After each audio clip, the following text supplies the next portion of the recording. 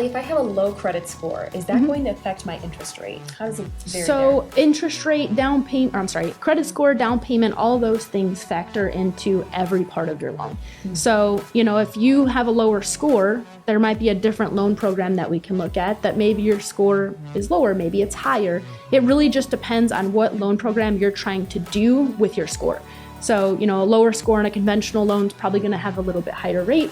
FHA is normally where the lower scores will look at. So the rate may be comparable, maybe lower. It's hard to say, but there's so many factors that go into rate, and credit score is definitely one of them. Okay. So credit score, again, down payment, loan amount, there's just a lot that goes into it. So don't be just comparing your rate to somebody else's, because there's a million other factors that's going to impact what theirs is versus yours. Yeah, So. and just because my credit score might be low, doesn't mean that I'm going to have a huge interest rate. Right. There's a lot of other factors And there. if you choose to buy points, Okay. I think people miss that a lot. Like, hey, my neighbor got this rate of X, or I walked into my bank and they gave me this rate. It's like, okay, but did they look at your credit? Did they tell you if they're charging you points? Did they ask how much you're putting down?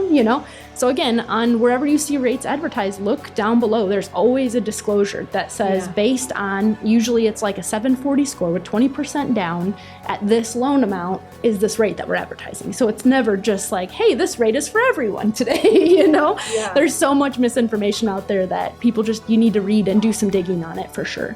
Yeah, and then talk to a lender specifically so that you know exactly Absolutely. what you're at. Yep.